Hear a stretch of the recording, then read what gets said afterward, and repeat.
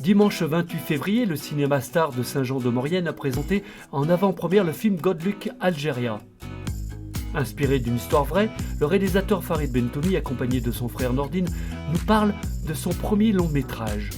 Alors Good Luck Algeria, ça raconte l'histoire de deux amis d'enfance, Sam qui se fait appeler Sam mais qui s'appelle Samir, et Stéphane. Stéphane, c'est un ancien champion de France de ski de fond, et donc ils ont fondé ensemble à Grenoble une fabrique de ski de fond un peu haut de gamme, et leur fabrique est en train de couler, leur usine est en train de couler, et du coup pour la sauver, Stéphane a l'idée d'essayer de qualifier Sam aux Jeux Olympiques en ski de fond pour l'Algérie. Voilà. Et donc ça part de là, donc cette entreprise à sauver, et puis essayer de se qualifier pour les Jeux Olympiques. Et puis partant de là, il y a toute une histoire de famille qui va se greffer, l'histoire de la famille de Sam.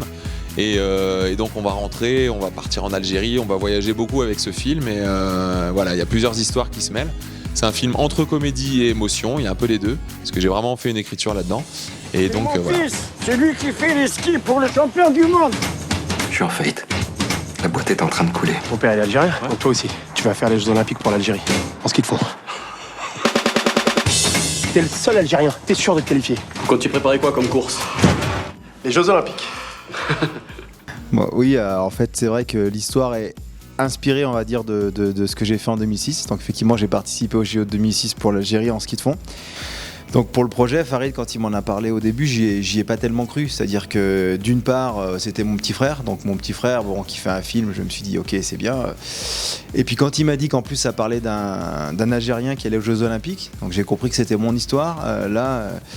Je me suis dit, ça n'intéresse personne cette histoire. Ça n'intéresse personne. Et petit à petit, plus il a avancé dans le projet, il a commencé à m'annoncer que ça allait peut-être se faire, que c'était Samy Bouajila qui allait jouer mon rôle, etc. Et la première fois que j'ai vu, c'était à l'Alpe d'Huez. Il y a un mois, donc festival de films comiques. Donc je me suis dit, mais qu'est-ce qu'il a fait avec mon histoire? Est-ce qu'il a fait une comédie voilà, à la Rasta Rocket, voilà, pur jus, bon, j'avais quand même des doutes. Et non, vraiment, quand j'ai vu le film, j'étais fier de lui parce que le film est très réussi. Et j'étais aussi heureux qu'il n'ait pas utilisé l'histoire pour en faire quelque chose d'autre. Disons qu'il a exprimé toutes les dimensions qui, moi, s'étaient pas exprimées dans l'événement parce que j'avais pas le temps de communiquer et puis parce que c'était pas un film, donc on raconte pas une histoire quand on vit un truc. Donc du coup, il a rajouté et il me donne une deuxième chance de revivre ça, mais en augmenté, on va dire, voilà. l'athlète olympique. Parce qu'ils font pour l'Algérie, ils parlent même pas arabe. I'm the Algerian athlete, yeah. Y a pas besoin de parler arabe pour faire du ski. Donc voilà, on va continuer à se battre. Et même après la sortie, moi j'ai déjà 15 jours de prévu de rencontres avec les spectateurs.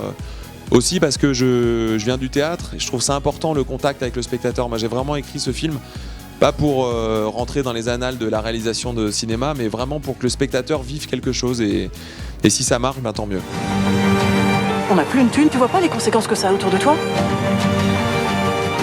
Avec ta mère, on s'est battu pour que vous ayez le choix. On tourne en rond là. En même temps, ça c'est un peu le principe du ski de fond, tu vois. On tourne en rond.